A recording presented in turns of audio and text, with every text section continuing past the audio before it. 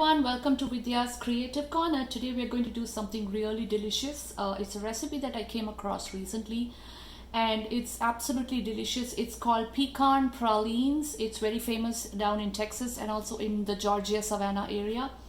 And we are going to try to make this. So let's start with the ingredients. We need about 2 cups of toasted pecans. I put the pecans in pecan halves in a baking sheet and toasted them for about 8 minutes at 350 degrees Fahrenheit. We also need about 1.5 cups of granulated sugar. We need about 1.5 cups of brown sugar, 6 tablespoons of unsalted butter, 1/4 teaspoon of salt, 1 teaspoon of vanilla extract, 1 cup of half and half parchment paper to line the baking sheet, and we need a medium-sized heavy bottom pan. And let's get started right away. First step is to switch on your gas at medium heat. I'm going to put it at 4 or between 4 and 5, 4. And then we have to add the sugars, butter, salt and milk. So we're going to add the 1.5 cups of granulated sugar,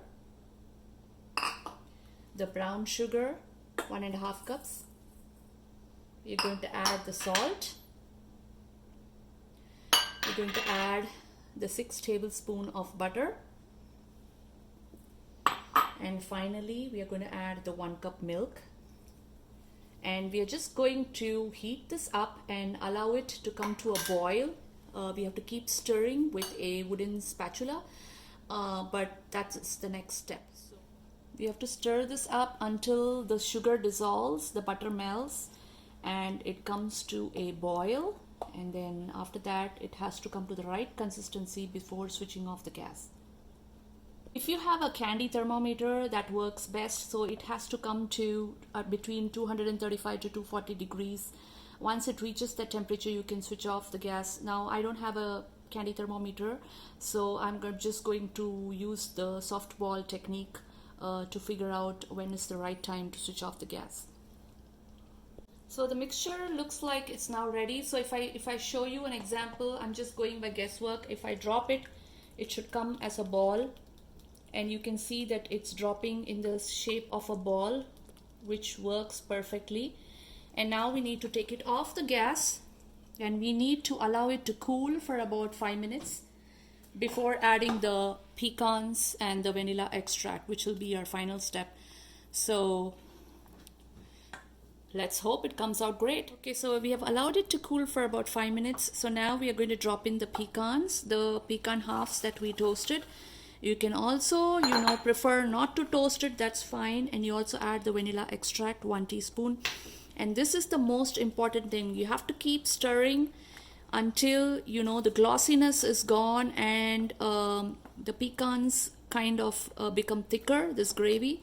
And then we need to drop it in a baking tray with the parchment paper. So keep stirring. So you have to keep stirring, and now you can see like it's thickened up, and you get the glossiness is gone, and it's kind of like mixed in well. I dropped the first one here, and it was kind of runny, so this is not the consistency we want. So now I'm going to try again, and we are going to use a ice cream scoop to drop the mixture in a baking tray lined with a baking sheet. So all you need to do is take a spoonful and drop it. Yes, this is the right consistency. You can see it's standing up on its own without being runny. So now we need to work fast, and we need to drop it quickly before it hardens up more.